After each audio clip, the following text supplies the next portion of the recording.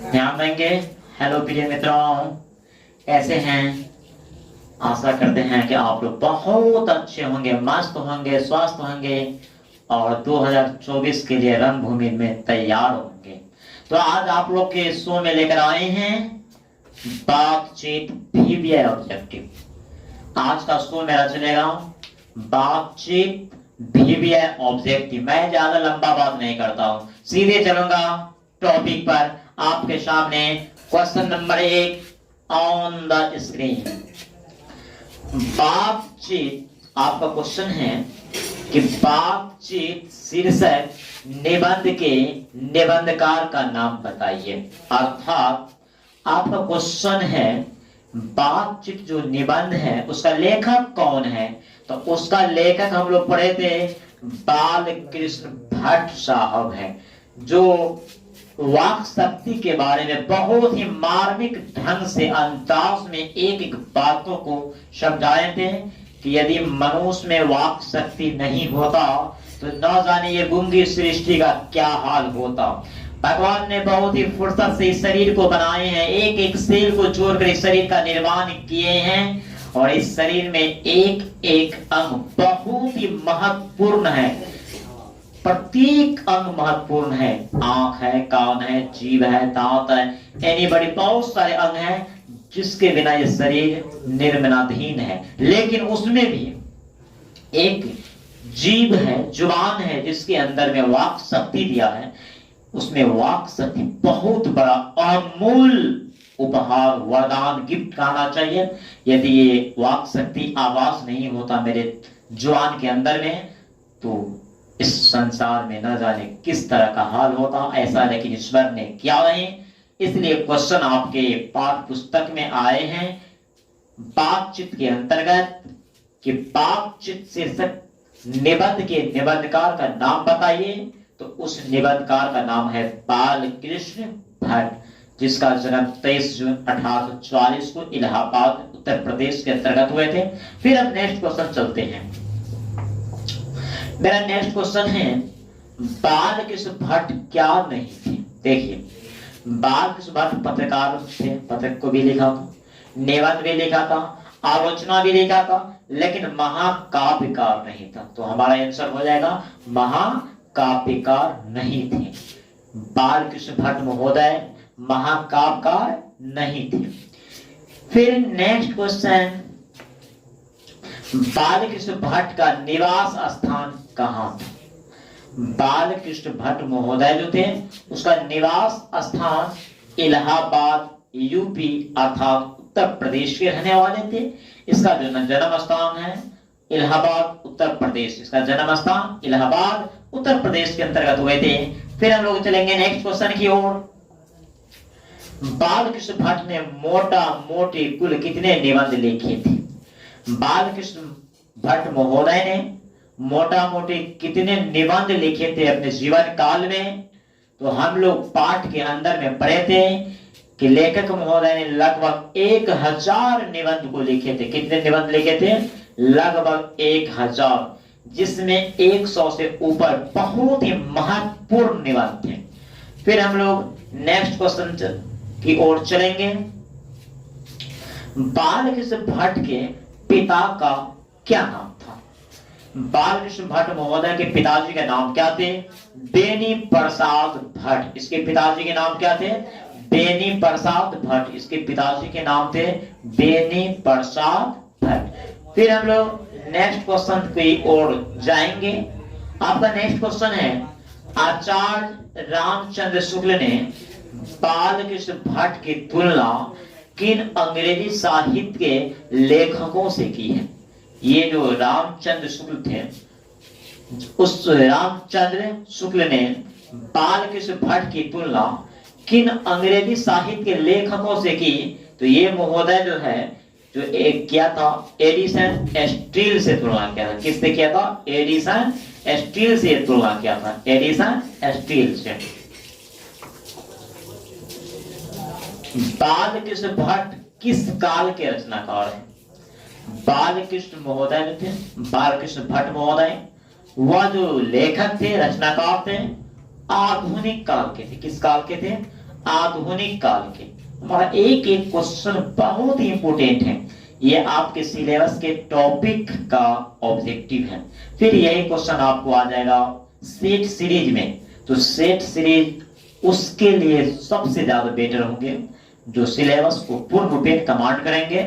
इसलिए आपको topic by topic, subjective हो चाहे ऑब्जेक्टिव हो, बिल्कुल 100% कमांड होना चाहिए। चलिए फिर नेक्स्ट क्वेश्चन देखेंगे हम लोग। बालकृष्ण भट्ट की रचना बातचीत क्या है, यानी बालकृष्ण महोदय ने जिस निबंध को लिखे हैं उसका नाम है बातचीत, तो वह कौन सी विद्या के क्षेत्र में आती हैं, तो वह है ललित निबंध। ये कौन से निबंध है, ललित निबंध के अंतर्गत आती हैं। फिर नेक्स्ट क्वेश्चन, बालकृष्ण के प्रहसन का नाम बताइए। देखिए बालकृष्ण जो प्रहसन लिखे थे उसमें था जैसा काम वैसा परिणाम, ये भी लिखा था। नई रोशनी का बीज, ये भी लिखा था। आचार विडंबन, ये भी लिखा था। तो हमारा क्या हो जाएगा, इनमें से सभी, यानी इनमें से सभी मेरा आंसर हो जाएगा। इनमें से सभी मेरा आंसर हो जाएगा। प्यारे बच्चों ध्यान देंगे, हम लोग आज पढ़ रहे हैं क्लास 12 हिंदी, जिसका नाम है दिगंत भाग 2, और चैप्टर मेरा फर्स्ट है बातचीत। बहुत ही रोमांचक निबंध है, बहुत ही अच्छा तार्किक तरीका से एकदम कहना चाहिए ये ललित निबंध है। इसमें वाक शक्ति के बारे में बालकृष्ण महोदय ने बताए हैं। फिर हम लोग नेक्स्ट क्वेश्चन को देखेंगे नए अंदाज में। सोपान शब्द का क्या अर्थ है, जी सर, सोपान का अर्थ होता है सीढ़ी। सोपान शब्द का क्या अर्थ होता है, सीढ़ी होता है। सोपान शब्द का अर्थ जो है वह सीढ़ी होता है। फिर नेक्स्ट क्वेश्चन है, बालकृष्ण भट्ट किस युग के निबंधकार थे। बालकृष्ण भट्ट महोदय जो थे वह किस युग के निबंधकार थे, वह जो थे बहार तेंदु युग के निबंधकार थे। किस युग के, बहार तेंदु युग के निबंधकार थे, बहार तेंदु युग के। फिर नेक्स्ट क्वेश्चन, बेनी संहार, शिशुपाल पद और शिक्षादान कौन सी विद्या है, यानी ये जो शीर्षक है ये कौन सी विद्या है। ये मेरे दोस्तों ये नाटक है जिसका लेखक बालकृष्ण भट्ट साहब हैं। ये बातचीत शीर्षक के अंतर्गत हम लोग कवि परिचय जिस समय में पढ़े थे तो हम लोग अच्छे तरीका से इसको याद भी किए थे कि बेनी संहार, शिशुपाल पद और शिक्षादान ये नाटक विद्या के अंतर्गत बालकृष्ण भट्ट साहब ने इसको लिखे थे। फिर मेरा क्वेश्चन होगा नया, संवाद में सबसे महत्वपूर्ण क्या है। संवाद में, संवाद यानी किसी को हम संदेश देते हैं उसमें आत्मा की बात को हम लोग शेयर करते हैं, तो इसका आंसर हो जाएगा आत्मीयता। क्या हो जाएगा, आत्मीयता हो जाएंगे। संवाद में सबसे पहले महत्वपूर्ण क्या है, आत्मीयता है। बालकृष्ण भट्ट का जन्म हुआ था, बालकृष्ण भट्ट महोदय जो है उसका जन्म हुआ था, यानी कब हुआ था, तो इसका जन्म है प्यारे बच्चों, इसका जो जन्म हुआ था 23 जून 1844, 23 जून 1844 में हुआ था। 23 जून 1844 में इस कवि महोदय जिसका नाम है बालकृष्ण भट्ट साहब, और इसके द्वारा लिखा गया शीर्षक मेरे पाठ्य पुस्तक के अंतर्गत में है ललित निबंध बातचीत। फिर नेक्स्ट क्वेश्चन है, संयोगिता स्वयंवर रचना है। देखिए संयोगिता स्वयंवर रचना जो है ये श्रीनिवास दास के द्वारा लिखा गया है, और यहीं पर क्वेश्चन आएगा दमयंती स्वयंवर का लेखक कौन है, तो वह हम लोग चले जाते हैं बालकृष्ण भट्ट के साहब के पास। लेकिन यहाँ पर हुआ नहीं है, यहाँ पर क्वेश्चन है कि संयोगिता स्वयंवर रचना किसकी है, तो यह जो लिखा गया शीर्षक है श्रीनिवास दास के द्वारा। कौन सी रचना बालकृष्ण भट्ट की नहीं है, यहाँ पर 4 ऑप्शन दिया गया है, जिसमें से क्वेश्चन आपको है कि कौन सी रचना बालकृष्ण भट्ट द्वारा नहीं लिखा गया है। तो हम लोग देखेंगे इसमें नूतन ब्रह्मचारी लिखा है, 100 अजान 100 जान को भी लिखा है, तो इसका मतलब दोनों लिखा है, तो ये नहीं लिखा। परीक्षा गुरु बाल कृष्ण भट्ट साहब ने नहीं लिखा है। परीक्षा गुरु जो है बाल कृष्ण भट्ट साहब ने नहीं लिखा है। फिर हम लोग नेक्स्ट क्वेश्चन देखेंगे। बाल कृष्ण भट्ट के पिता पेशे से थे, यानी बाल कृष्ण भट्ट महोदय जो थे वो पेशे से क्या थे? उसके पिता महोदय जो थे, पिताजी व्यापारी थे। पेशे से क्या होते हैं? व्यापारी। तो क्वेश्चन आप ऐसे भी पूछ सकते हैं, निम्नलिखित में से किस कवि के पिताजी पेशे से व्यापारी थे? तो हम लोग लगा सकते हैं बालकृष्ण भट्ट महोदय के पिताजी पेशे से व्यापारी थे। ऐसे भी क्वेश्चन आ सकते हैं एग्जाम में। 23 जून 1844 को किस कवि का जन्म हुआ था? तो हम लोग लगा सकते हैं बालकृष्ण भट्ट महोदय को। आपको क्वेश्चन ऐसे भी आ सकता है कि बेनी प्रसाद भट्ट किस कवि महोदय के पिता के नाम थे? तो हम लोग लगा सकते हैं बालकृष्ण भट्ट साहब को। क्वेश्चन पलट सकता है कि बातचीत निबंध का लेखक कौन है? बेनी प्रसाद। तो इस तरह से क्वेश्चन एक ही होता है और उसका लैंग्वेज को चेंज किया जाता है। तो बिल्कुल घबराने की जरा सा भी जरूरत नहीं है। आपको हिंदी में 95 प्लस करने के लिए हम आपके शो में लेकर आएंगे, एक से एक टेस्ट सीरीज लेकर आएंगे, मॉक टेस्ट लेकर आएंगे, आपके पास क्वेश्चन का भंडार लगा देंगे। एक भी क्वेश्चन आपको इधर उधर से नहीं, सीधे मेरे टेस्ट सीरीज से आपके एग्जाम पेपर में पूरा साफ अक्षर में लिखा हुआ मिलेगा आपको। इसके लिए आप लोग बने रहेंगे। आपकी प्रेम सदा बना रहे, हमारा आशीर्वाद आपके साथ रहेंगे। दोस्ती यारी के भावना से हम लोग एक एक क्वेश्चन को सॉल्यूशन करेंगे। चलते हैं पुनः नेक्स्ट क्वेश्चन की ओर। मेरा नेक्स्ट क्वेश्चन है, हिंदी शब्दकोश के संपादन के लिए बालकृष्ण भट्ट को काशी किसने आमंत्रित किया था?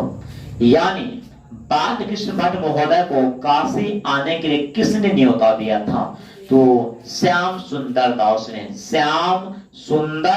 दास ने इसको न्योता दिया था काशी आने के लिए। फिर नेक्स्ट क्वेश्चन है, कौन सी रचना बालकृष्ण भट्ट की है? अब यहां पर ध्यान दीजिएगा, 4 ऑप्शन है, इसका मतलब 3 तो नहीं होना चाहिए, एक ही होना चाहिए। तो बालकृष्ण भट्ट साहब के द्वारा यहाँ पर कौन सा लिखा हुआ एक टॉपिक है? यहाँ पर रेल का विकट खेल बालकृष्ण भट्ट के द्वारा लिखा गया है। रेल का विकट खेल बालकृष्ण भट्ट साहब के द्वारा लिखा गया है। पुनः मेरा एक नया क्वेश्चन आएगा डिस्प्ले पर। बालकृष्ण भट्ट ने कौन सा मासिक पत्र निकाला था? हाँ जी, बहुत स्मार्ट क्वेश्चन है, लॉलीपॉप वाले क्वेश्चन है, ये कई बार एग्जाम में आया है। कहा गया है कि बालकृष्ण भट्ट ने कौन सा मासिक पत्र निकाला था? तो उसका नाम हो जाएगा हिंदी प्रदीप। हिंदी प्रदीप नाम का एक पत्रिका था जिसको बालकृष्ण भट्ट महोदय ने 35 वर्ष तक इसमें काम किया था। फिर नेक्स्ट क्वेश्चन, दमयंती स्वयंवर किस लेखक की रचना है? मैंने पिछले क्वेश्चन में इसका जिक्र किए थे और आगे में बोला कि हम आ रहा हूं, मैंने भी बोला आ जाओ। तो क्वेश्चन ये है कि दमयंती स्वर किस लेखक की रचना है? तो भाई महोदय बालकृष्ण भट्ट इसका जो लेखक है, किसका? दमयंती स्वयंवर का। फिर नेक्स्ट क्वेश्चन, रॉबिन्स क्रूसो ने 16 बरस के उपरांत किसके मुख से एक बात सुनी थी? रॉबिन्स क्रूसो नाम का एक व्यक्ति था जिसे 16 बरस के बाद इंसान का आवाज सुना। कल्पना कर सकती हो कि कोई भी व्यक्ति है जो 16 बरस के बाद मनुष्य का आवाज सुनता है, तो इसका मतलब है कि मनुष्य वो दूर होगा, जंगल में इसका निवास होगा, जानवर के बीच में होगा। तो वही क्वेश्चन है कि 16 बरस के बाद, कहता है कि रॉबिन्स क्रूसो ने 16 बरस के उपरांत किसके मुख से एक बात सुनी थी? तो फराइडे के मुख से। किसके मुख से? फराइडे की। ये भी क्वेश्चन एग्जाम में आता है। फिर नेक्स्ट क्वेश्चन, बातचीत के माध्यम से, किसके माध्यम से? बातचीत के माध्यम से बालकृष्ण भट्ट क्या बतलाना चाहते हैं? आखिर इतने लंबे चौड़े गहरे ऊंचाई का जो निबंध लिखा गया है जिसका नाम है बातचीत, आखिर उसमें लेखक महोदय कहना क्या चाहता है? तो मेरा ऑप्शन के अनुसार देखेंगे, लेखक महोदय कहना चाहता है बातचीत के माध्यम से बातचीत की शैली, अर्थात बातचीत करने का तरीका क्या है?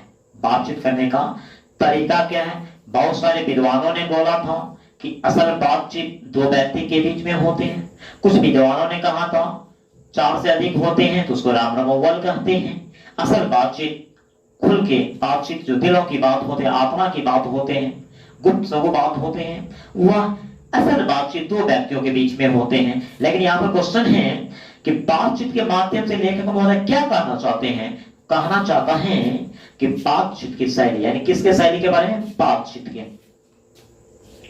नेक्स्ट क्वेश्चन, भट्ट जी यानी बालकृष्ण भट्ट को किसने अंग्रेजी साहित्य के एडिशन और स्टील की श्रेणी में रखा? किसने अंग्रेजी साहित्य के एडिशन और स्टील से तुलना किया था? किसने? रामचंद्र शुक्ल ने। किसने किया था? रामचंद्र शुक्ल ने किया था। किस महोदय ने? रामचंद्र शुक्ल ने इसकी तुलना अंग्रेजी के साहित्य एडिशन और स्टील से किया था, रामचंद्र शुक्ल महोदय। फिर नेक्स्ट क्वेश्चन है, बालकृष्ण ने हिंदी प्रदीप नामक मासिक पत्रिका निकालना कब प्रारंभ किया? यानी बालकृष्ण महोदय ने हिंदी प्रदीप नाम का जो पत्रिका छापते थे वो कब से निकालना प्रारंभ किया था? 1877 से। कब से? 1877 से निकालना प्रारंभ हुआ। एक एक क्वेश्चन आपके 2024 के लिए मस्ट बेबिया है और एक एक क्वेश्चन आपके एग्जाम के करीब की ओर धकेल रहे हैं। इसलिए भाई बिना स्किप के सारे वीडियो देखना, सुनना। लेक्चर को सुनने से जल्दी याद होता है, लंबे याददाश्त में बने रहते हैं। इसलिए आप लोग एक एक क्वेश्चन पे थिंकिंग कीजिएगा। फिर नेक्स्ट क्वेश्चन हम लोग देखेंगे, कौन सी रचना बालकृष्ण भट्ट द्वारा रचित नहीं है? इसमें से हम लोग देखेंगे कौन सी रचना नहीं है बालकृष्ण भट्ट के द्वारा। मेघनाथ का वंश लिखा था, बेनी संहार लिखा था, पद्मावती लिखा था, तो मेरे दोस्तों कौन नहीं लिखा था? मेघदूत नहीं लिखा था। क्या होगा आंसर? मेघदूत नहीं होगा, मेघदूत को नहीं लिखा था। फिर नेक्स्ट क्वेश्चन देखेंगे, नाटक के प्रारंभ में होने वाले मंगल पाठ को क्या कहा जाता है? नाटक के प्रारंभ में होने वाले मंगल पाठ को क्या कहा जाता है? नांदी पाठ कहा जाता है। नांदी पाठ क्या कहा जाता है? नांदी पाठ। ये भी क्वेश्चन आया है एग्जाम में। नाटक के प्रारंभ में होने वाले मंगल पाठ को क्या कहा जाता है? तो नांदी पाठ कहा जाता है। बिल्कुल कोई दिक्कत तो नहीं है। कौन सा उपन्यास बालकृष्ण भट्ट द्वारा रचित है? कौन सा उपन्यास? जी, 100 अजान एक सुजान एक उपन्यास है जिसका लेखक बालकृष्ण भट्ट साहब हैं। तो आंसर आपका लॉक किया जाएगा 100 अजान एक सुजान। पूरा क्वेश्चन है, रॉबिन्स क्रूसो को कब तक मनुष्य का मुख देखने को नहीं मिला? रॉबिन्स क्रूसो को कब तक मनुष्य का मुख देखने को नहीं मिला? सही बात है, ये सुना ही था 16 साल के बाद फ्राइडे के मुख से आवाज। तो इसका आंसर ही होना चाहिए 16 बरस। आंसर इसका क्या होना चाहिए? 16 बरस होना चाहिए। ध्यान देंगे इधर आप लोग। बोलने से ही मनुष्य के रूप का साक्षात्कार होता है। बोलने से ही मनुष्य के रूप के साक्षात्कार होता है। यह कथन किसका है या किसने कहा है? बेन जॉनसन साहब ने कहा है। सही बात है, कोई भी इंसान बोलेगा तभी उसी का एजुकेशन पता चलेगा, उसका साक्षात्कार पता चलेगा, उसका बिहेवियर पता चलेगा, डिसिप्लिन पता चलेगा। तो तेरा क्वेश्चन है कि बोलने से ही मनुष्य के रूप का साक्षात्कार होता है, यह किसने कहा? बेन जॉनसन साहब ने। फिर असल बातचीत सिर्फ दो व्यक्तियों में ही हो सकता है। आप लोग ध्यान देंगे लगाकर कि असल बातचीत सिर्फ दो व्यक्तियों में ही हो सकता है, या किसका मत है, या किसका कहनाम है। असल बातचीत दो व्यक्तियों के बीच में ही हो सकते हैं, या किसका कथन है, या किसका वचन है। तो ये जो कहा था उस व्यक्ति का नाम था एडिसन साहब ने। एडिसन साहब ने कहा था कि असल बातचीत, ये असल बातचीत क्या होता है भाई। अब कोई दो बंदा बात कर रहे हैं, कोई दो बंदा बात कर रहे हैं, तो थर्ड पर्सन तो है नहीं, तो वो दो बंदा अपनी आत्मा की खुली बात करेगा जी, अच्छाई बुराई हर तरह के बात को शेयर करेंगे। लेकिन उसी में कोई थर्ड पर्सन आ जाते हैं तो बात की धारा दिशा क्या होते हैं, बदल जाते हैं। इसलिए एडिसन साहब ने बोला है, कहा है कि असल बातचीत जो होते हैं वो दो व्यक्तियों के बीच में ही होते हैं, और ये हकीकत है। आप लोग ही दो आदमी बात करते होंगे, कोई तीसरा थर्ड पर्सन आ जाते होंगे, ए भाई फला आदमी आ रहे हैं, चुप हो जाइए। आप लोग क्या करते हैं, बात का लैंग्वेज बदल देते हैं, धारा बदल देते हैं। वही बात है कि असल बातचीत कितने व्यक्तियों के बीच में होता है, दो व्यक्तियों के बीच में होता है। पुनः हम लोग नेक्स्ट क्वेश्चन को देखेंगे। किसके न होने से सृष्टि गूंगी प्रतीत होती है। बहुत अच्छी क्वेश्चन। किसके न होने से, किसके न होने से, तो हम लोग बहुत ही एक एक बारीकी तरीका से पढ़े थे कि ईश्वर ने बहुत ही फुर्सत से मेरे शरीर का निर्माण किया है, और उस शरीर में अनेक तरह के पार्ट पुर्जा दिए हैं, अंग दिए हैं। हर अंग का अपना अपना एक रोल होता है।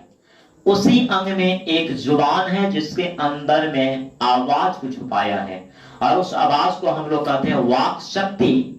तो क्वेश्चन है किसके न होने से सृष्टि गूंगी प्रतीत होती है। तो भाई ऑप्शन में देखिए वाक शक्ति होगा। क्यों? यदि हम में और आप में, सारी दुनिया के मानव में यदि वाक शक्ति नहीं होता, यानी आवाज नहीं होता, तो फिर ये संसार कैसे चलता जी।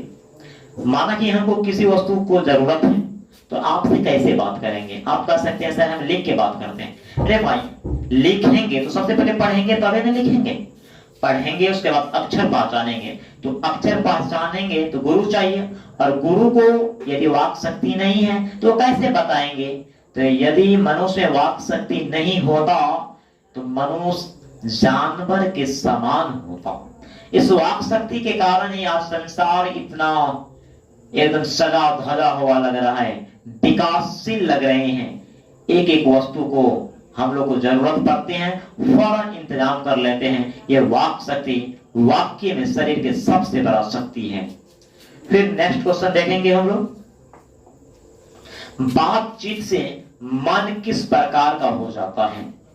बातचीत से मन किस प्रकार का हो जाता है। बातचीत से मन जो है किस प्रकार हो जाता है। बातचीत से मन जो है वह हल्का और स्वच्छ हो जाता है। देखे होंगे आप लोग भी, जीवन में एनालिसिस किए होंगे।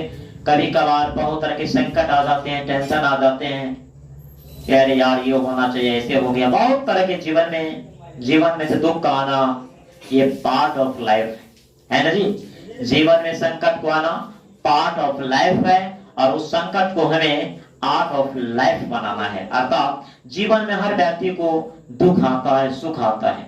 ये तो हम भी जानते हैं, आप भी जानते हैं, दुनिया की दस्तूर है। लेकिन क्वेश्चन आपका यहाँ पर क्या है कि बातचीत से मन किस प्रकार का हो जाता है, हल्का और स्वच्छ। बहुत सारे टेंशन रहते हैं, अरे यार अच्छा नहीं लगता है। उस समय में हम लोग किसी से बात कर लेते हैं, दोस्तों से, साथियों से, क्लासमेट से, वगैरह वगैरह इंसानों से, तो क्या होता है, टेंशन थोड़ा ढीला हो जाता है, मन हल्का हो जाता है। तो बातचीत करने से क्या होता है, मन हल्का हो जाती है। फिर नेक्स्ट क्वेश्चन, एडिसन के अनुसार असल बातचीत कितने लोगों के बीच में हो सकती है। अभी ये क्वेश्चन आया था, क्वेश्चन सेम है, लैंग्वेज को डिफरेंस किया गया है। एडिसन साहब का कहना था कि असल बातचीत दो व्यक्तियों के बीच में होते हैं। असल बातचीत दो व्यक्तियों के बीच में होते हैं। जैसे दंपति जीवन में एक पति और पत्नी अपने मन की सारी भावनाओं के एक दूसरे के सापेक्ष खोल देते हैं। इस जीवन में प्रेम प्रेमिका को देखते होंगे, फोनवा पे बतियाते रहता है, हाँ कैसे है जानू, ये सारी बात होते रहते हैं। कोई तीसरा आदमी आ गया, रोको रोको रोको, तीसरा आदमी आ गया तो डिस्टर्ब हो जाते हैं। तो एडिसन साहब ने यही कहा था कि असल बातचीत जो होते हैं वह दो व्यक्तियों के बीच में होते हैं। बहुत ही रोमांटिक ये टॉपिक था, बातचीत, बहुत हंसी मजाक के साथ। इसमें लेखक महोदय ने यह भी बोला था कि जब दो बूढ़े आपस में बात करते हैं तो समझ जाओ अपने बहू की बुराई कर रहे हैं। जब दो बूढ़े व्यक्ति आपस में बात कर रहे हैं तो समझ जाओ अपने बेटे की बुराई कर रहे हैं या अपने बहू की बुराई कर रहे हैं। जब दो युवक जवान किशोर अवस्था में हैं, यदि वह बात कर रहे हैं तो समझिए इनलीगल वो किसी अलग दुनिया की बात करते होंगे, प्रेम प्रेमिका की बात करते होंगे। यानी लेखक महोदय का एक ही का नाम था कि एज के अनुसार बात मिलता है।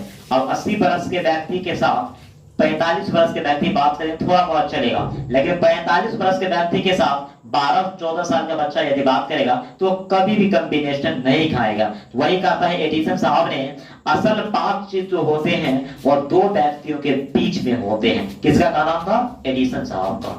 तो एडिसन साहब के अनुसार असल बातचीत कितने लोगों के बीच में? दो लोगों के बीच में होते हैं। तो मेरा नेक्स्ट क्वेश्चन आएगा डिस्प्ले पर, आर्ट ऑफ कन्वर्सेशन कहां के लोगों में सर्वाधिक प्रचलित है? और ये आर्ट ऑफ कन्वर्सेशन क्या होता है? आर्ट के मतलब कला होता है, ऑफ के मतलब की होता है, और कन्वर्सेशन का मतलब बातचीत करने की शैली। तो कहां के लोगों में बातचीत करने की शैली सर्वोत्तम माना गया है? लेखक महोदय ने जिक्र किया है कि यूरोप के लोगों में बातचीत करने की बहुत ही अच्छा तरीका है, सलीका है, उद्गम उच्च कोटि के बातचीत करने का तरीका है। अब ये बातचीत करने का तरीका का मतलब क्या होता है? जैसे कोई एंकर उद्घोषणा करता हो, लॉन्च करने वाले, हेलो चेक, यहाँ पर उपस्थित सभी भाइयों एवं बहनों को आपको यहाँ पर उपस्थित होने के लिए हार्दिक अभिनंदन है। रोमांटिक रोमांटिक बातों में फंसाएगा, तालियों का गूंज होगा, एकदम जोशीला शब्द का प्रयोग किया। और ये सब तो हो गया आपको क्या कहते हैं, मंच के मंचासीन होने के बाद प्रोग्राम सब में ये होता है। लेकिन बात करने का जो शैली होते हैं, हाँ सर कैसे हैं आप, सुने हैं आपका तबीयत आजकल अस्वस्थ रहते हैं, हाँ आपने अच्छे सुने हैं। यानी बात करने का एक ऐसा तरीका सलीका जैसे लगते हैं कि शरीर से कंपन करेंट निकल रहे हैं और बिजली पैदा हो रहे हैं, यानी सुरीला आवाज निकलते हैं, कुछ अलग कानों को सुनकर आनंद पहुंचते हैं। यूरोप के लोगों को बात किए हैं, लेकिन ऐसा तो नहीं, हम लोग भी कर सकते हैं।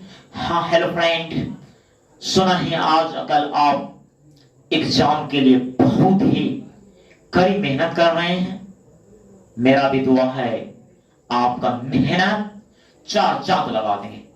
जिसको हम ये बात कहेंगे वो भी बोला थैंक यू, आपको इसके लिए थैंक यू, मुझे भी सुनकर बहुत अच्छे लगेंगे। कितने अच्छे रोमांटिक बात हैं, किसी को दिल में थोड़ा सा भी दोष पैदा नहीं होगा। तो वही कह रहे हैं लेखक महोदय कि यूरोप के लोगों में बातचीत करने का बहुत ही उच्च कोटि का शैली है। तो इसमें हमारा आंसर क्या होगा? यूरोप के लोग। क्वेश्चन के अनुसार आर्ट ऑफ कन्वर्सेशन कहां के लोगों में सर्वाधिक पाए जाते हैं? तो यूरोप के लोग। कहां के लोगों में? यूरोप के लोगों में। नेक्स्ट क्वेश्चन आएगा, बालकृष्ण भट्ट का निधन कब हुआ था? जी सर, इसका निधन 20 जुलाई 1914 को, इधर आएंगे आप लोग, 20 जुलाई 1914 को बालकृष्ण भट्ट का जो निधन हुआ था वह 20 जुलाई 1914 को। फिर नेक्स्ट क्वेश्चन हम लोग देखेंगे, चमनिस्तान शब्द का अर्थ होता है। जी, चमनिस्तान अर्थ का, चमनिस्तान शब्द है उसका अर्थ क्या होता है? चमनिस्तान शब्द का अर्थ होता है हरे भरे बागों का इलाका। जिस एरिया में हरा भरा बाग होता है उस एरिया का नाम होता है चमनिस्तान। तो चमनिस्तान शब्द का अर्थ होता है हरे भरे बागों का इलाका। फिर नेक्स्ट क्वेश्चन आपके सामने है, अफीम खाने वाले लोगों की मंडली के लिए सुरक्षित स्थान किस शब्द का अर्थ है? जी, अफीम खाने वाले लोगों की मंडली के लिए सुरक्षित स्थान किस शब्द का अर्थ है? ये हो जाएगा आपको चंदू खाने, चंदू खाने, चंदू खाने हो जाएगा। इसका आंसर क्या हो जाएगा? चंदू खाने हो जाएगा। देखेंगे हम लोग। फिर नेक्स्ट क्वेश्चन को देखेंगे, बातचीत किस विद्या की रचना है? बातचीत जो है वह निबंध के अंतर्गत आते हैं। किसके अंतर्गत आते हैं? निबंध के अंतर्गत। बातचीत निबंध के अंतर्गत आते हैं। आज बहुत गर्मी लग रहा है भाई, लेकिन फिर भी वीडियो बनाना है। बालकृष्ण भट्ट के मन में अध्ययन की रुचि एवं लालसा किसने जगाई? बालकृष्ण भट्ट के अध्ययन की रुचि एवं लालसा किसने जगाई? उसके माता जी। जिससे माता तो वह योद्धा होते हैं जो हर किसी से जीत सकती हैं। हम लोग पुत्र वियोग में भी पढ़े थे, एक माँ अपने औलाद के लिए पूरी जिंदगी नीलाम कर देते हैं, अपनी वास्तविकता को खो देते हैं, अपनी निजी सुख को त्याग देते हैं। हम लोग पढ़े थे सुभद्रा कुमारी चौहान के द्वारा लिखी गई कविता पुत्र वियोग में, एक माँ अपने बच्चे की परवरिश के लिए पत्थर को देव मानते हैं और उस पर नारियल बतासे अनेक प्रकार के भोग लगाते हैं। अर्थात माँ वह योद्धा होते हैं जो सारी दुनिया को मुट्ठी में करने का ताकत रखते हैं। तो माँ ओम क्या कहते हैं? बालकृष्ण भट्ट को लालसा जगाए थे। बालकृष्ण भट्ट के मन में अध्ययन की रुचि और लालसा किसने जगाई थी? उसके माता जी ने। फिर नेक्स्ट क्वेश्चन है, बालकृष्ण भट्ट के समय के कौन कौन साथी साहित्यकार थे? उसके समय के कौन कौन से साथी? प्रेमघन, प्रताप नारायण मिश्रा, भारतेंदु हरिश्चंद्र राधाचरण, इनमें से सभी, ये सब इसके समय के रचनाकार सब थे, साहित्यकार सब। बालकृष्ण भट्ट के समय के कौन कौन साथी साहित्यकार थे? तो इसमें से सभी।